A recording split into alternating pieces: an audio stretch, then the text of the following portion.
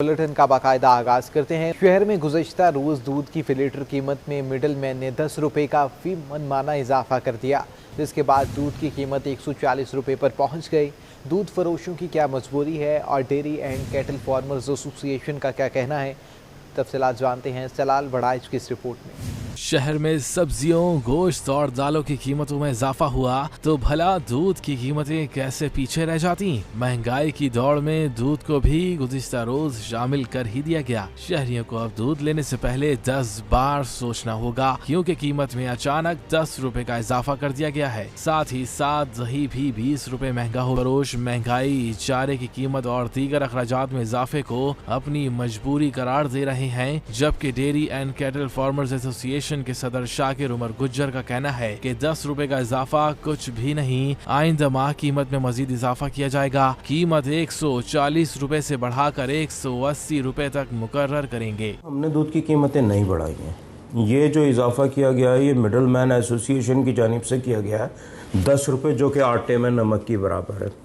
हमारी cast of production 155 रुपया litre है इस वक्त, और फिर उसके बाद होलसेलर, उसका फ्रेट और फिर रिटेलर का भी प्रॉफिट शामिल है। तो अगर हम इजाफा करेंगे तो यकीनन हम दूध की कीमतें 180 रुपये लीटर तक लेके जाएंगे। और अभी चूंकि ये मिडल मैन ने इजाफा किया है तो हमने फिर खामोशी से अपने इजाफा मौखर कर दिया है, और हम कमिश्नर कराची का इंतज़ार कर रहे हैं कि वो कैसे हमारे साथ बैठ के इस मामले को निभाएं। शहरियों ने हुकूमत से अपील की है कि महंगाई में मुलव्वस अफराद के खिलाफ सख्त कार्रवाई की जाए ताकि बढ़ती कीमतों को ब्रेक लग सके। हुकूमत से तो यही मुतालबा है कि गरीब आदमी के पहुंचे तो हर चीज़ बाहर हो रही है, तो अभी मेहरबानी करके जो है ना, हम लोग तो यही मजदूरी कर रहे होते हैं, हम लोग को तो मजबूरी तौर 130 रुपये दूध लेना पड़ गया है। अगर 135 भी कर देते हैं फिर भी हमें लेना पड़ता है। बच्चे रो रहे, ना स्कूल पढ़ा पा रहे हैं बच्चों को, ना ढंग से खाना खिला पा रहे हैं बच्चों को, ना हम खुद खा पा रहे हैं। नाबीना के सामने डांस करना फजूल है। कमिश्नर कराची की जारी करता नरखनामे के मुताबिक दूध की फी लीटर कीमत 94 रुपए मुकर्रर है, लेकिन इस कीमत में दूध पूरे शहर में कहीं भी दस्तयाब नहीं। पाकिस्तान तहरीक इंसाफ के मरकजी रहनुमा और रुकने सूबाई असम्बली फिरदौस शमीम नकवी ने चीनी के बहरान की वजह ज़ख़ीरा अंदोज़ों को करार दे दिया। दुनिया में एक मुल्क है जो इतनी चीनी पैदा करता है जो उसकी आबादी की ज़रूरियात से ज़्यादा है। चीनी ज़ख़ीरा अंदोज़ी हो रही है, तो पहले तो हम उन तमाम लोगों को जो ज़ख़ीरा अंदोज़ी कर रहे हैं उनको जो है तंबीह भी करना चाहिए, उनको इस जुल्म के ऊपर उन पर लानत भी भेजना चाहिए, और उनको ये बताना चाहिए कि हमने माफिया से जंग उठाई।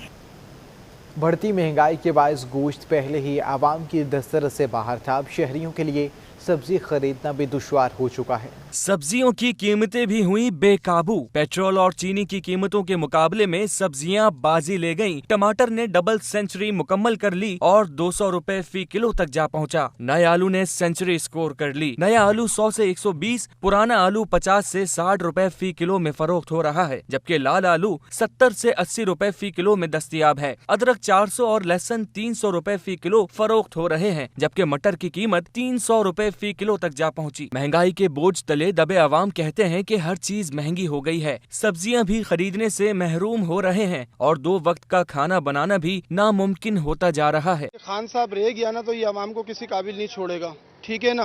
क्यों इन्होंने पहले कहा था कि सबसे पहले तो आपने घबराना नहीं है, ठीक है, तो अवाम को इशारा दिया था इन्होंने तो कि सबसे पहले आपने घबराना नहीं है। उसने तो कहा था कि भाई अब क्यों घबरा रहे हो, ये चीनी 180 पे लेके जाएगा, सही है ना। और टमाटर अभी तो आप 200 की बात कर रहे हैं, अभी 400 होने वाले हैं। टमाटर इतना महंगा है कि हम लोग टमाटर क्या मूलियाँ लेके या गाजर लेके रोटी खा रहे हैं, रूखी सब्जी लेके हम लोग जो है ना सालन बनाए, किस तरह बनाए। हम बहुत परेशान हैं, टमाटर से हमारा गुजारा नहीं होता है। 200 रुपये किलो, इतना तो हमारी झाड़ी नहीं है, हम बहुत परेशान हैं सर। शहरियों का मुतालबा है कि हुकूमत नर्खनामों पर अमल दरामद करवाए और महंगाई को काबू करे। कैमरामैन सज्जाद रईस के साथ हबीब खान, सिटी 21।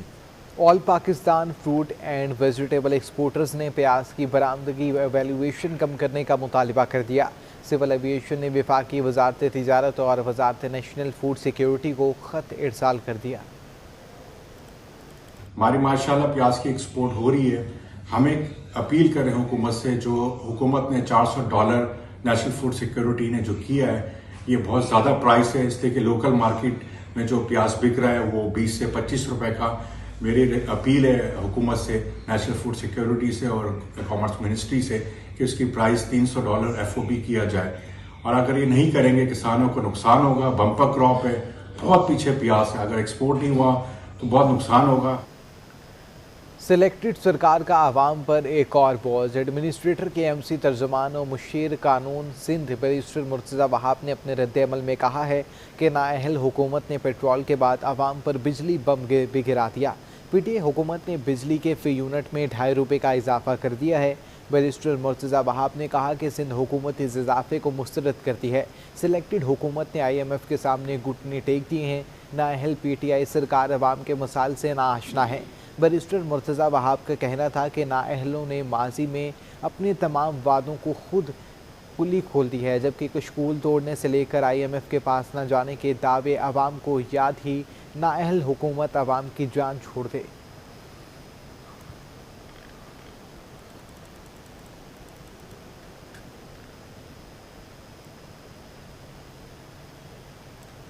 साबिक वज़ीर ख़ज़ाना मिफ्ता इस्माइल ने महंगाई का ज़िम्मेदार वज़ीर आज़म इमरान खान को करार दे दिया। कहते हैं महंगाई के बायस पाकिस्तान आलमी सतह पर तीसरे नंबर पर आ गया है। मुल्क में बढ़ती हुई महंगाई लीगी रहनुमा मिफ्ता इस्माइल की हुकूमत पर चढ़ाई। वजीर आजम इमरान खान को महंगाई का जिम्मेदार करार दे दिया। मुस्लिम लीग हाउस कारसाज में प्रेस कॉन्फ्रेंस करते हुए कहा, पाकिस्तान एशिया का सबसे और दुनिया का तीसरा महंगा तरीन मुल्क बन चुका है। आज हम दुनिया की महंगी तरीन LNG खरीद रहे हैं। बिजली गैस की कीमतें कंट्रोल से बाहर हैं। गंदम और चीनी उसमें भी पीछे धकेल दिया। सोयाबीन भी ज्यादा लेना पड़ रहा है, पाम ऑयल भी ज्यादा लेना पड़ रहा है। ये क्या एग्रीकल्चर पॉलिसी चला रहे हैं? वो तो बात करते थे कि बड़े एक्सपर्ट थे, इनकी टीम थी।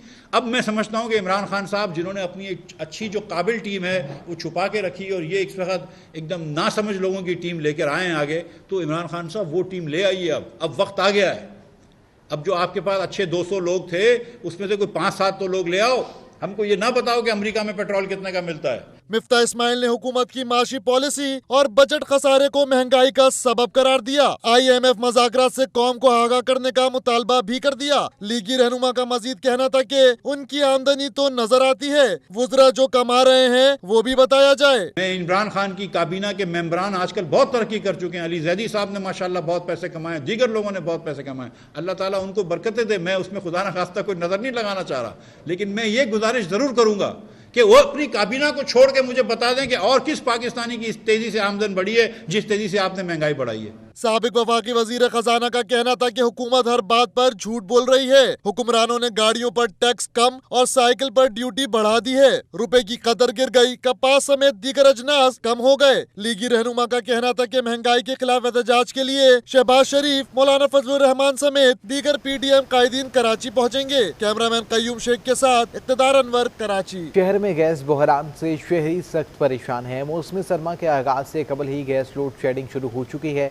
कहीं कहीं सुबह तो कुछ इलाकों में रात के औकात में गैस की बंदिश से शहरियों के लिए दर्द सर बन चुके हैं।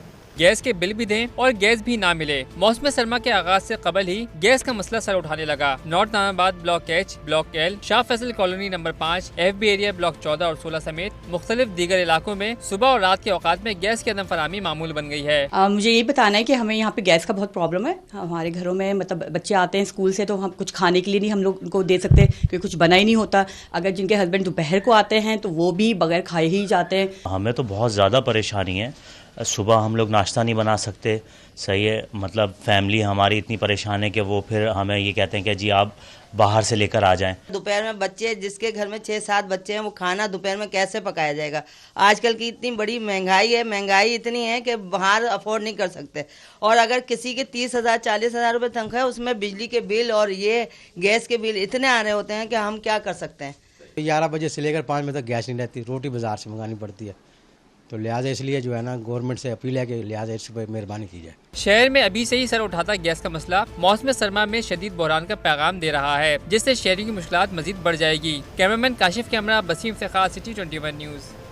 अब गैर कानूनी टावर और टेरिस के बाद गैर कानूनी मकान भी गिरेंगे। सिंध हाई कोर्ट ने अंडा मोड़ नॉर्थ कराची पर रोड पर गैर कानूनी तामीरात न गिराने पर सीनियर डायरेक्टर एंटी इंक्रूजमेंट के वारंट गिरफ्तारी जारी कर दिए हैं।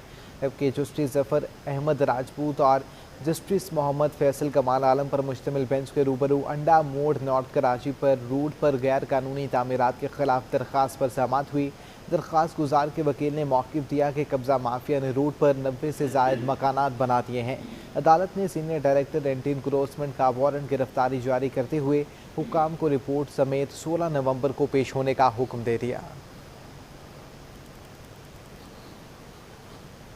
कमिश्नर कराची कहते हैं कि दूध के हवाले से इदारों के साथ मिलकर काम कर रहे हैं। सिंध फूड अथॉरिटी के साथ दूध की क्वालिटी जांचने के लिए एंट्री पॉइंट्स पर काम कर रहे हैं। नस्ला टावर गिराने के मामले पर कमिश्नर कराची इकबाल मेमन जवाब देने से गुरेज करते नजर आए। कमिश्नर कराची ने काटी का दौरा क्या किया, मीडिया के सख्त सवालों में जकड़ गए। सनअतकारों से मुलाकात के बाद मीडिया के सवालात का जवाब देने से गुरेज करते नजर आए। मौका पाकर साफियों ने सवाल किया, दूध की कीमत बढ़ा दी गई, अब तक क्या कार्रवाई अमल में लाई है। कमिश्नर कराची ने जवाब दिया, जिले के 5000 दुकानों को कवर नहीं कर सकते, माफिया के खिलाफ कार्रवाइयाँ जारी है। जो है किसी सब डिवीजन में 5000 10,000 दुकानें हैं, 100% तो कवर हो नहीं सकता। आपकी बात से मुत्तफिक हो कि प्राइसेस बढ़ी हुई हैं, उसको रोकना जो है वो, लेकिन एक्शन होता है उसको रोकने के लिए कि अपना विदिन जो प्राइस स्पेसिफाइड है, नोटिफाइड है, जो कमिश्नर ऑफिस है उस पर हो जाए। एक और सहाफ़ी ने सवाल किया, जनाब नस्ला टावर और जिना एवेन्यू की इमारतों को कब मस्मार किया जाएगा। कमिश्नर ने जवाब दिया, ये मामला अदालत के हाथ में है। ये तो कोर्ट मैटर्स हैं, उस पर मैं बात नहीं कर सकता हूँ। कोर्ट मैटर्स पे आप इस तरह से पब्लिक में बात नहीं करते हैं। कमिश्नर कराची का कहना था कि दूध की कीमत पर आने वाला तखमीना का कुछ भी पता नहीं, तखमीना लगाने की कोशिश कर रहे हैं। शहर के बेशतर गुंजान आबाद इलाकों की सड़कें तवज्जो की तालिब हैं। कुरंगी बिलाल कॉलोनी की मरकजी सड़क 2 दहाइयों से ख़राब है। मकीन कहते हैं सड़क बनने के बाद से एक बार भी उसे तामीर नहीं किया गया। जगह जगह गड्ढे, कचरे के ढेर। ये सड़क है कुरंगी बिलाल कॉलोनी की, जो कि गुज़िश्ता 15 सालों से ज़बोहाली का शिकार है। शहरी कहते हैं सड़क को पहली बार तामीर करने के बाद किसी ने पलट कर नहीं देखा, जबकि ख़वातीन का कहना है कि हमारे बच्चे इसी माहौल में परवान चढ़ रहे हैं। 15-16 साल हो गए ये रोड ऐसे ही है और रोड बना भी नहीं है। बस ये तो सालों साल की परेशानी है, आप क्या बताएं इसकी। ये तो हम लोग खुद परेशान हैं। हमारी गाड़ियों का सत्यानाश हो गया, देखो तो हमारी गाड़ी का हाल कैसे हो गया। शहर कराची कहने को मेगा सिटी है, मगर इसकी सड़कें किसी गांव या देहात की सड़कों से भी अबतर बन चुकी हैं। लेकिन सरकार है कि तवज्जो देने को तैयार ही नहीं। कैमरामैन साजिद अली के साथ आदिया नाज, सिटी 21। अब एक शहर कायद में डेंगू के वार जारी हैं। सिंध में नवंबर के पहले हफ्ते में डेंगू के 397 केसेस रिपोर्ट हुए, जिनमें सिर्फ कराची में डेंगू के नए केसेस की तादाद 272 रिकॉर्ड हुई है। सूबाई महकमा सेहत की जारी करदा एदाद-ओ-शुमार के मुताबिक नवंबर के पहले हफ्ते में डेंगू से सबसे ज़्यादा मुतासरा ज़िला बस्ती रहा, जहाँ 80 केसेस सामने आए हैं। ज़िला शुरकी 66, कुरंगी 64, जनूबी 31, गरबी 18 और मलीर में डेंगू के 13 केसेस रिपोर्ट हुए।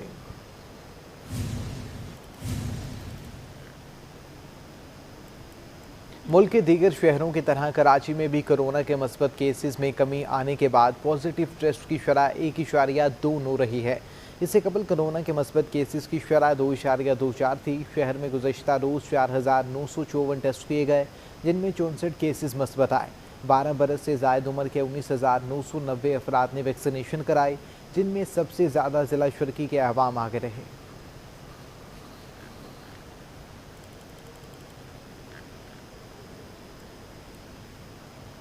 वैक्सीनेशन वेलफेयर एसोसिएशन सिंध ने खसरा मुहिम का बायकॉट कर दिया। प्रेस क्लब के बाहर एहतजाज में बरतरफ मुलाजमीन को फौरी नौकरियों पर बहाल करने का मुतालिबा कर दिया। सिंध वैक्सीनेटर इत्तेहाद का प्रेस क्लब के बाहर एहतजाज का 7वां रोज। मुजाहिरीन का NTS पास 336 बरतरफ वैक्सीनेटर्स को नौकरी पर फौरी तौर पर बहाल करने का मुतालिबा। हमारे मुतालबात हैं, हमारे 336 वैक्सीनेटर 2 साल ड्यूटी करके वो टेक्निकल हो जाता है वैक्सीनेटर। 11 खतरनाक बीमारी से वैक्सीन कर रहा था वो, उनको 336 बच्चों को फारिग कर दिया है, घर भेज दिया है। कोर्ट का बहाना करके ब्यूरोक्रेट ऑफिसरों ने हमारे को रुलाने के चक्कर में उन बच्चों को फौरी तौर पे। दूसरा हमारा जो है अपना जो हाँ, तो हमारा दूसरा है अपग्रेडेशन टाइम स्केल, जो हमारे पंजाब सूबे में 11 ग्रेड है, हमारे पास छठा है। हम 36 साल सर्विस है, फिर भी हम छठे ग्रेड में रिटायर होते हैं। धरने में शरीक वैक्सीनेटर्स का कहना था कि पहले 6 मूजी अमराज की वैक्सीन करते थे, अब 11 अमराज की वैक्सीनेशन कर रहे हैं। लेकिन जब हम अपॉइंट हुए थे, जब 6 बीमारियां थी और आज हम 11 बीमारियों को टीके लगा रहे हैं, और आज भी हमारे साथ वही टीका है। आज 34 साल 35 साल सर्विस हो गई लोगों की, लेकिन उनकी कोई जू नहीं रखती है। आज भी हम वो छठे स्केल में रहे। वैक्सीनेटर्स ने मुतालबात की मंजूरी तक 15 नवंबर से शुरू होने वाली खसरा मुहिम से बाइकआउट का भी ऐलान कर दिया। कैमरामैन एहसन अमीन के हमरा Rabia Khan, city 21। Sindh building control authority और कमिश्नर हाउस में सहाफ़ियों की पाबंदी के खिलाफ सहाफ़ती अंजुमनों ने SBCA के दफ्तर के बाहर एहतजाजी मुजाहरा किया गया। एहतजाज की तफसीलात जानते हैं रिजवान अहमद की इस रिपोर्ट में। लोकल बॉडीज रिपोर्टर्स एसोसिएशन के तहत होने वाले इस मुजाहरे में कराची यूनियन ऑफ जर्नलिस्ट के अहदेदारान समेत सियासी मजहबी जमातों के रहनुमाओं और दीगर ने शिरकत की। KUJ के जनरल सेक्रेटरी फ़हीम सिद्दीकी ने सहाफ़ियों पर पाबंदी को आइन और कानून से मावरा करार दिया। हम ये चाहते हैं कि बहुत ही पुरअमन तरीके से वज़ीर बल्दियात इसका नोटिस लें, वज़ीर आला सिंध इसका नोटिस लें और इस पाबंदी को फिलफौर ख़त्म करने के ना सिर्फ अहकामात जारी करें, बल्कि उस शख्स को जिसने ये पाबंदी अनाउंस की है उसके खिलाफ भरपूर तादीबी कार्रवाई करें।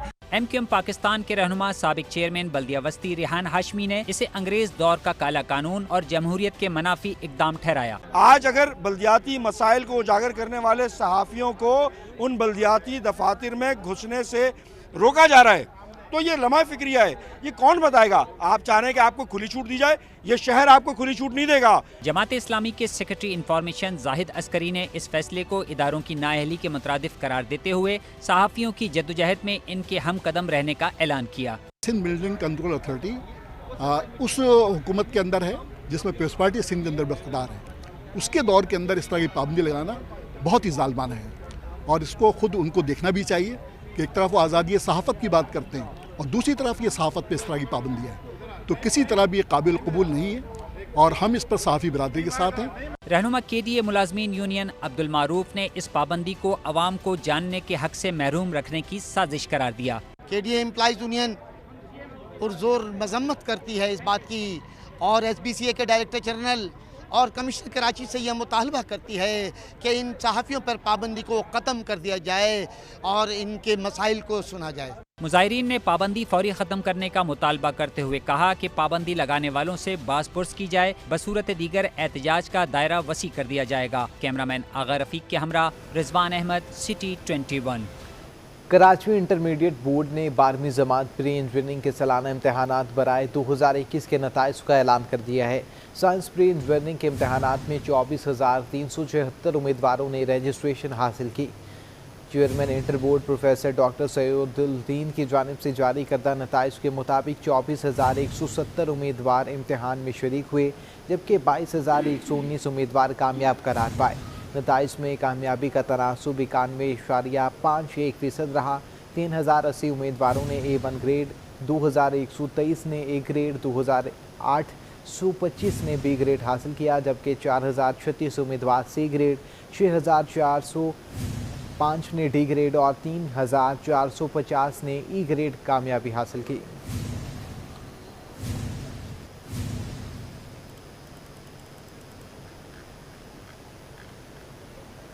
IMF के साथ मुज़ाकरात में ताख़ीर और सऊदी अरब की जानिब से $3 अरब कैश इमदाद अब तक न मिलने के बायस रुपया फिर दबाव का शिकार हो गया। इंटरबैंक में डॉलर $1.12 और ओपन मार्केट में $1.80 महंगा हो गया। डॉलर ने एक बार फिर उड़ान भर ली। इंटरबैंक में डॉलर की कीमत में $1.12 का इजाफा हुआ, जिसके बाइस डॉलर $170.51 से महंगा होकर $171.63 पर बंद हुआ। दूसरी जानिब ओपन मार्केट में भी डॉलर $1.80 महंगा होकर $174.80 पर पहुंच गया। General secretary exchange currency association Zafar Paracha का कहना है कि IMF से मुज़ाकरात में ताखीर और दरामदाद रुपए पर दबाव बढ़ा रही है। IMF के जो हमारे मुज़ाकरात हैं जो तातुल का शिकार हैं, जिसके बारे में वज़ीर ख़जाना साहब कह रहे थे कि हमारे मुज़ाकरात कामयाब हो गए हैं और मुकम्मल हो गए हैं, तो आज इस बात को एक हफ़्ता हो गया है और इसकी वजह से भी बहुत बेचैनी है फाइनेंशियल मार्केट के अंदर। माशी माहिर फारूक सलीम ने कहा कि IMF और पाकिस्तान के मुज़ाकरात कामयाब न होने पर रुपया मजीद दबाव का शिकार हुआ। माशी माहिर असद रिजवी कहते हैं कि सऊदी अरब के 3 अरब डॉलर माली पैकेज अब तक मौसूल न होने से भी रुपए पर दबाव बढ़ा है। माशी माहिरीन का कहना है कि बढ़ता तिजारती खसारा और खाम तेल की बढ़ती कीमत रुपए पर दबाव बढ़ा रही है। रुपया महंगा होने से महंगाई की रफ्तार मजीद तेज हो जाएगी, जो अवाम को मजीद मुश्किलात में डाल देगी। Federation of Pakistan, chamber of commerce and industry और इंस्टीट्यूट ऑफ बिजनेस एडमिनिस्ट्रेशन के माबैन संतों की कारकर्दगी बेहतर बनाने के हवाले से मुफाहमती याददाश्त पर दस्तखत किए गए हैं। तकरीब का मकसद पाकिस्तान के कारोबारी मामलात से संतों की कारकर्दगी को मज़ीद बेहतर बनाने के हवाले से फेडरेशन हाउस एदाद व शुमार IBA को फराहम करेगा। IBA की रिसर्च टीम इन डाटा की मदद से संतों की कारकर्दगी को मज़ीद बेहतर बनाने के लिए आइडियाज़ फराहम करेगा। यहाँ पर आपको आगाह करें, पाकिस्तानी क्रिकेट शायकीन के लिए खुशखबरियों का सीज़न ऑन है। ऑस्ट्रेलिया के बाद इंग्लैंड क्रिकेट टीम ने भी पाकिस्तान आने की खामी भर ली है। इंग्लिश क्रिकेट बोर्ड के चीफ एग्जीक्यूटिव टॉस हैरिसन ने एक इजाफी स्टेडियम लाहौर में चेयरमैन PCB रमीज़ राजा से मुलाकात की। इंग्लैंड की टीम पाकिस्तान के साथ 2 इजाफी T20 मैचेस खेलेगी। आइंदा साल ऑस्ट्रेलिया में होने वाले T20 वर्ल्ड कप से पहले पाकिस्तान और इंग्लैंड 7 T20 मैचेस खेलेंगे। T20 वर्ल्ड कप के बाद इंग्लैंड की टीम 3 टेस्ट मैचेस खेलने के लिए पाकिस्तान आएगी।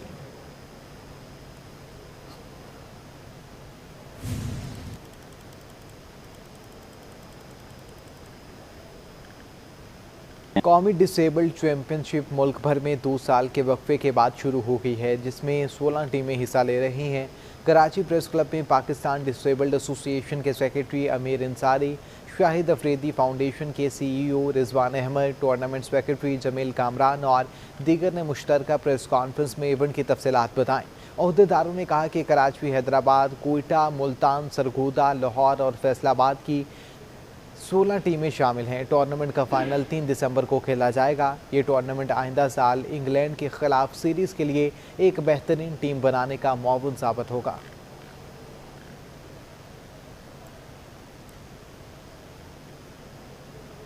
यौम इकबाल पर जर्मन कौंसल खाने के तहत कराची प्रेस क्लब में मुफक्किर पाकिस्तान अल्लामा इकबाल की सालगिरह मनाई गई। जर्मन कौंसल जनरल ने सालगिरह का केक भी काटा।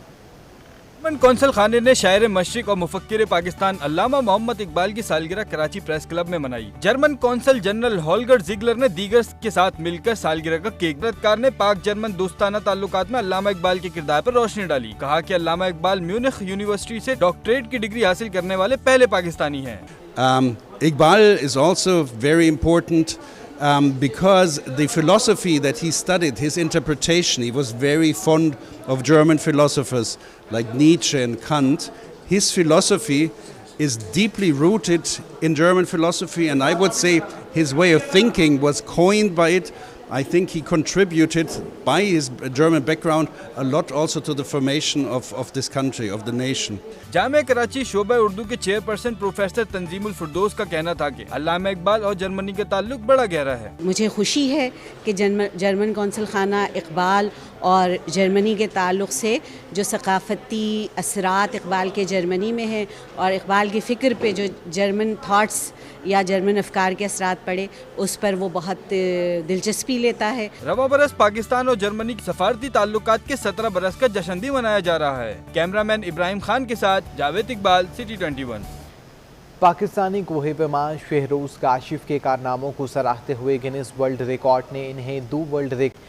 शहरोज काशिफ ने ये दोनों एजाज़ात पाकिस्तान के नाम कर दिए। पाकिस्तान के नौजवान कोहे पैमा ब्रॉड बॉय शहरोज काशिफ के तारीखी कारनामों को सराहते हुए गिनीज वर्ल्ड रिकॉर्ड ने इसे अपने अगले एडिशन में शाया करने का फैसला किया है। कम उम्री में ये कारनामे अंजाम देने वाले गिनीज वर्ल्ड रिकॉर्ड ने 19 साल शहरोज काशिफ को सर्टिफिकेट भेजे हैं। शहरोज काशिफ ने अपने सोशल मीडिया अकाउंट पर इन एजाज़ात को पाकिस्तान के नाम कर दिया है, जबकि एक वीडियो पैगाम में उन्होंने सबका शुक्रिया अदा करते हुए वर्ल्ड कप का सेमीफाइनल खेलने वाली कौमी क्रिकेट टीम के लिए नेक ख्वाहिशात का इजहार किया। अगेन एक क्रिकेट का मैच आ गया है पाकिस्तान में, तो हम क्रिकेट को कैसे भूल सकते हैं। तो best of luck Pakistan for the semifinals and although you guys are doing very well, so just keep smiling. Shehroz Kashif ने रमजान 11 मई को दुनिया की सबसे बुलंद तरीन चोटी माउंट एवरेस्ट सर करने वाले पाकिस्तान के सबसे कम उम्र कोहे पैमा बनने का एजाज हासिल किया था। फिर 3 माह के कम अरसे में दुनिया की दूसरी बुलंद तरीन चोटी K2 सर की। शहरोज काशिफ ने 27 जुलाई को सुबह 8:10 पर ये संग मील अबूर करके दुनिया के सबसे कम उम्र कोहे पैमा बनने का कारनामा अंजाम दिया। शहरोज काशिफ ने ये एजाज सिर्फ 19 बरस 4 महीने और 16 दिन की उम्र में हासिल किया। गनीज ने शहरोज को एक सर्टिफिकेट में सबसे कम उम्र में K2 सर करके आलमी रिकॉर्ड बनाने और दूसरा सर्टिफिकेट इंतहाई कम उम्र में दुनिया की बुलंद तरीन पहली और दूसरी चोटी सर करने पर दिया है। शहरोज काशिफ 8000 मीटर से बुलंद दुनिया की 4 चोटियां सर कर चुके हैं। वाजिद रजा इस्फहानी, सिटी 21। इसी के साथ न्यूज़ स्टूडियो से अब तक के लिए इतना ही।